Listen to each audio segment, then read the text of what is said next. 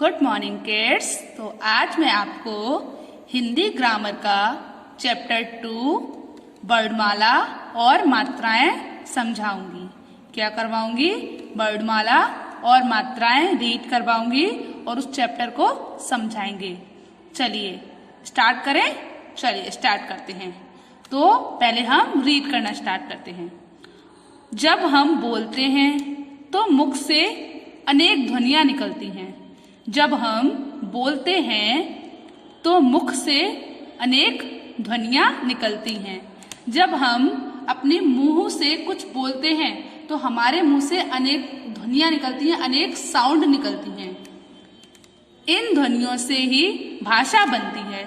इन ध्वनियों से ही क्या बनती है? भाषा बनती है। इन ध्वनियों के टुकड़े नहीं किए जा सकते। जो ध्वनियां हम मुंह से बोलते हैं, इन ध्वनियों के टुकड़े नहीं किए जा सकते। इनका लिखित रूप वर्ण कहलाता है। जो अब हम लिखते हैं, जो मुंह से बोलते हैं और जो हम उसको फिर लिखते हैं तो उसको क्या बोलते हैं? वर्ण कहते हैं। क्या बोलते हैं? वर्ण कहते हैं। एक बार फिर से पूरा पढ़ लेते हैं। जब हम बोलते हैं तो मुख से अनेक ध्वनियां निकलती हैं। इन ध्वनियों से ही भाषा बनती है। इन ध्वनियों से ही क्या बनती है? भाषा बनती है। इन ध्वनियों के टुकड़े नहीं किए जा सकते। इनका लिखित रूप ही वर्ड कहलाता है। इनका लिखित रूप क्या कहलाता है? वर्ड कहलाता है। चलिए अब हम वर्ड पढ़ना स्टार्ट करते हैं। तो वर्ड को हम इंग्लिश में क्या बोलते हैं? लेटर। क्या बोलते हैं? लेटर। तो लेटर आपने सुना होगा, ए लेटर। तो हम मुंह से बोलते हैं ए। तो फिर उसको हम जब लिखते हैं तो उसका जो लिखित रूप है उसे हम क्या कहते हैं? वर्ण कहते हैं। चलिए तो अब हमारा है वर्ण। वर्ण को इंग्लिश में क्या कहते हैं? लेटर। तो नेक्स्ट है हमारा वर्ण। वर्ण को हम क्या बोलते हैं? लेटर। वर्ण भाषा की सबसे छोटी इकाई होती है। वर्ण क्या होता है? भाषा की सबसे छोटी इकाई होती है। वर्ण भाषा की सबसे छोटी इकाई होती है। क्या होती है? सबसे छोटी इकाई। मतलब जो मुंह से हमारे सबसे पहले निकलता है और उसको हम लिखते हैं, उसे हम वर्ण कहते हैं। और भाषा तो बहुत बड़ी है। भाषा के अंदर शब्द आते हैं, वाक्य आते हैं, तो इसीलिए वर्ण भाषा की क्या है? सबसे छोटी इकाई है। चलिए पढ़ते हैं। नीचे ध्वनियों को मिलाकर शब्दों का निर्माण किया गया है। नीचे ध्वनियों को मिलाकर शब्दों का निर्माण किया गया है। पढ़िए और समझिए। चलिए तो फर्स्ट क्या बनाया है हमने? अनार। अनार। सेकंड क्या बनाया गया है? कमल। थर्ड क्या बनाया गया है? मटर।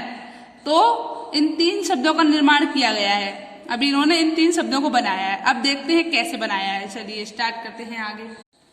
तो फर्स्ट क्या है? अनार। तो देखिए जब हमने अनार बोला तो कैसे बोला? अ ना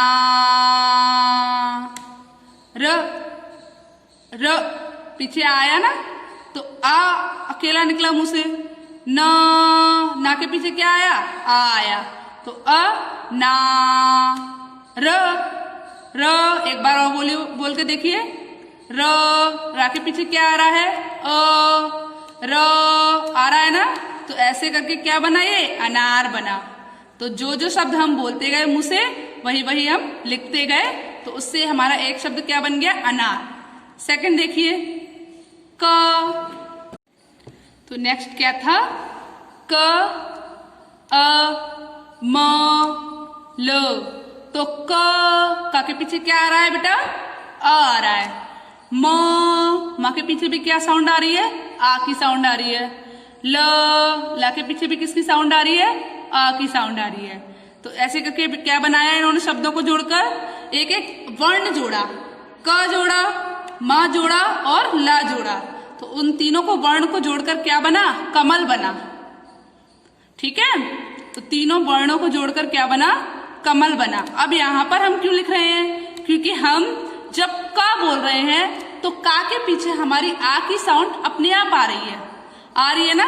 तो इसलिए हमने इसको जब तोड़ के लिखा, इसको हमने टुकड़ों में लिखा, तो इस तरीके से लिखा जाएगा। फिर टुकड़ों में लिखेंगे तब। क म ल। नेक्स्ट क्या था? म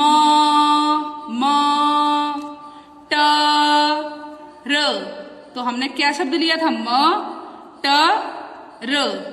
तो बोल रहे हैं ना, ध्वनियों के टुकड़े नहीं किए जा सकते, जो जो ध्वनि निकलेगी उसको हमें लिखना पड़ेगा ऐसे कैसे। तो हमारे मुंह से क्या निकला था? मटर। तो म ट र, तो हमने फिर मटर लिख दिया।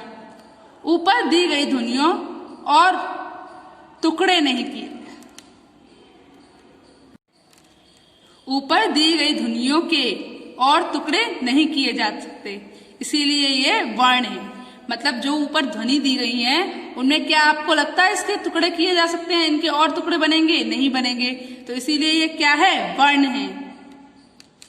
अब पढ़िए, अब क्या लिखा हुआ है? अब पढ़िए, चलिए पढ़।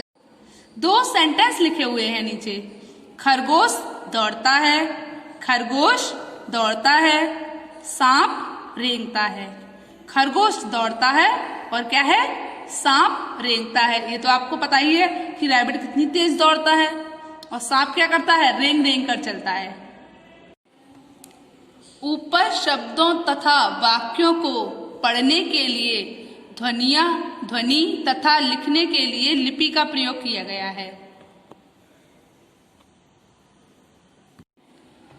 ऊपर शब्दों तथा वाक्यों को पढ़ने के लिए ध्वनि तथा लिखने के लिए लिपि का प्रयोग किया गया है। मतलब ऊपर जो शब्द लिखे थे, अभी हमने जहाँ पढ़े थे, उसमें शब्दों को पढ़ने के लिए ध्वनि का प्रयोग किया गया था और लिखने के लिए लिपि का प्रयोग किया गया था। मतलब जो शब्द, जो भी हमारे मुंह से साउंड निकलती है, उसको जब हम किसी भी सिंबल में डाल देते हैं तो उसे हम क्या कहते हैं? लिपि। जो हमारा मुंह से जो ध्वनि निकलती है उसको लिखने के तरीके को, लिखने के ढंग को हम लिपि कहते हैं। तो हमने क्या किया? मुंह से जो निकला उसको तो बोला और लिखा कैसे? लिपि के द्वारा, क्योंकि एक एक शब्द, हर एक ध्वनि को एक सिंबल दिया गया है, उसको इस तरीके से लिखना है, ये बताया गया है। तो ऊपर जो शब्द दिए हुए थे अभी और वाक्य को पढ़ा था आपने, उसमें पढ़ने के लिए ध्वनि का और लिखने के लिए लिपि का उपयोग किया गया था। चलिए अब हम आगे पढ़ते हैं। तो आगे हमारा क्या है? वर्णमाला। क्या है? वर्णमाला। वर्णमाला को हम इंग्लिश में क्या बोलते हैं? अल्फाबेट्स। क्या बोलते हैं? अल्फाबेट। तो पढ़ना स्टार्ट करते हैं। स्वर और व्यंजनों से मिलकर वर्णमाला बनती है। तो वर्णमाला किस किस से मिलकर बनती है? स्वर और व्यंजनों से मिलकर। तो जब हमने पहले क्या किया था? ध्वनियां निकल रही थी, तो फिर हमने उनको बांटा। तो किस किस में बांटा? 2 भागों में बांट दिया, स्वर और व्यंजन में। तो जब स्वर और व्यंजनों को मिलाकर बोलते हैं तो हम क्या बोलते हैं? उसे वर्णमाला बोलते हैं। क्या बोलते हैं? वर्णमाला। वर्णों के क्रमबद्ध समूह को वर्णमाला कहते हैं। जब हम वर्णों को एक साथ लिखते हैं तो उसके समूह को, उसके एक साथ लिखने के समूह को हम क्या कहते हैं? वर्णमाला कहते हैं। हिंदी वर्णमाला में 11 स्वर और 33 मूल व्यंजन होते हैं। हिंदी वर्णमाला में 11 स्वर और 33 मूल व्यंजन होते हैं। क्या होते हैं? 11 स्वर और 33 मूल व्यंजन। चलिए देखते हैं। वर्ण के प्रकार। वर्ण के प्रकार, काइंड्स ऑफ लेटर। वर्ण 2 प्रकार के होते हैं। मैंने अभी आपको ऊपर ये चीज बता दी थी कि वर्ण 2 प्रकार के होते हैं। किसी ध्वनि की सहायता के बिना बोले जा सकने वाले स्वर वर्ण कहलाते हैं। मतलब जिन ध्वनियों को बोलने के लिए किसी भी और ध्वनि की आवश्यकता नहीं होती, उसे हम स्वर कहते हैं। एक बार फिर से इसकी डेफिनेशन पढ़ते हैं। किसी ध्वनि की सहायता के बिना बोले जा सकने वाले वर्ण स्वर कहलाते हैं। मतलब जिसको बोलने के लिए हमें और किसी ध्वनि की आवश्यकता नहीं है, उसे हम क्या कहते हैं? स्वर कहते हैं। जैसे देखिए, आके पीछे कोई और ध्वनि निकल के आ रही है, केवल एक ध्वनि निकल रही है, तो इसे हम क्या कहते हैं? स्वर कहते हैं। हिंदी भाषा में स्वर कितने होते हैं? 11 होते हैं। हिंदी भाषा में 11 स्वर होते हैं। कितने होते हैं? 11 स्वर। अब पढ़ते हैं कौन कौन से होते हैं। अ, आ, इ, उ, ऋषि। ए अ आ इ उ ऋषि। ए ओ औ। एक बार फिर से पढ़ते हैं। अ आ इ उ ऋषि। ए ओ औ। एक बार फिर से पढ़ते हैं। अ आ इ उ ऋषि। ए ओ औ। अ आ इ उ ऋषि। ए ओ औ। तो ये क्या होते हैं? स्वर होते हैं। तो स्वर कितने होते हैं? 11 होते हैं। चलिए, तो नीचे नेक्स्ट क्या है? व्यंजन। क्या है? व्यंजन। स्वरों की सहायता से बोले जाने वाली ध्वनियां व्यंजन कहलाती हैं। जो भी वर्ण स्वर की सहायता के साथ बोला जाता है उसे हम क्या कहते हैं? व्यंजन कहते हैं। जो भी ध्वनि स्वर के साथ बोली जाती है। जैसे देखिए, अब मैं आपको बोलकर दिखाती हूं। एक का के पीछे क्या आ रहा है? बताइए मुझे। अ की साउंड आ रही है। खा के पीछे किसकी साउंड आ रही है? आ की साउंड आ रही है। गा के पीछे किसकी साउंड आ रही है? आ की साउंड आ रही है। तो जो भी स्वर, जो भी व्यंजन क्या होता है? वही होता है जो भी ध्वनि स्वरों की सहायता के साथ बोली जाती है उसे हम व्यंजन कहते हैं। अब डेफिनेशन कितनी इजी हो गई। जो ध्वनि बिना किसी भी ध्वनि की सहायता के बोली जा रही है वो स्वर होती है, और जो ध्वनि स्वर की सहायता के साथ बोली जा रही है वो व्यंजन होते हैं। चलिए, स्वरों की सहायता से बोली जाने वाली ध्वनियां व्यंजन कहलाती हैं। स्वर के साथ बोले जाने पर ये अक्षर कहलाते हैं। स्वर के साथ बोले जाने पर ये अक्षर कहलाते हैं। चलिए, वर्णमाला में 33 मूल व्यंजन होते हैं।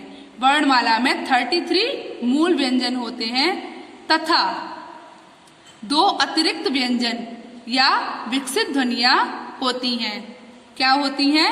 2 अतिरिक्त व्यंजन या विकसित ध्वनियां होते हैं। चलिए, होती हैं तो 2 का मतलब 2। चलिए, पहले हम मूल व्यंजन पढ़ना स्टार्ट करते हैं। तो मूल व्यंजन पढ़ना स्टार्ट करते हैं। क, ख, ग, घ, इंगा। एक बार फिर से पढ़ते हैं। क, ख, ग, घ, इंगा। च, छ, ज, झ, खिया। ट, ठ, ड, ढ, ण। त, थ, द, ध, न। प, फ, ब, भ, म। य, र, ल, व। श, श, स, ह। श, स, श, ह। एक बार श, श, स, ह। अब हमारी 2 विकसित ध्वनियां होती हैं, ढ़ और ढ। कौन कौन सी होती हैं? ढ़, ढ। चलिए, संयुक्त व्यंजन। हिंदी में छ, त्र, ज्ञ तथा श्रा 4 संयुक्त व्यंजन होते हैं। 2 विकसित ध्वनियां होती हैं। विकसित ध्वनियां कितनी होती हैं? 2 होती हैं। कौन कौन सी होती हैं? ड़, ढ। क्या होती है? ड़, ढ। चलिए, अब हम संयुक्त व्यंजन पढ़ना स्टार्ट करेंगे। क्या स्टार्ट करेंगे? संयुक्त व्यंजन पढ़ना। हिंदी में क्ष, त्र, ज्ञ तथा श्रा 4 संयुक्त व्यंजन होते हैं। कितने संयुक्त व्यंजन होते हैं? 4। छ जो होता है वो का और सा से मिलकर बनता है। छ जो होता है वो का और सा से मिलकर बनता है। क्षत्रिय क्या होता है? क्षत्रिय। सेकंड है हमारा त्र। त्र ता और रा से मिलकर बनता है। किससे मिलकर बनता है? ता और रा से मिलकर। त्रिशूल होता है ज्ञा। ज्ञा बनता है जा और किया से मिलाकर। किससे मिलाकर बनता है? जा और किया से मिलाकर ज्ञा बनता है। क्या बनता है? ज्ञा। ज्ञा से ज्ञानी। नेक्स्ट है श्रा। श्रा बनता है शा और रा से मिलाकर। श्रा किससे मिलाकर बनता है? शा और रा से मिलाकर श्रा बनता है, जिसको हम क्या बोलते हैं? श्रमिक। क्या बोलते हैं? श्रमिक। Good bye. चलिए, तो आपको इतना चैप्टर समझ में आया? चलिए, गुड बाय।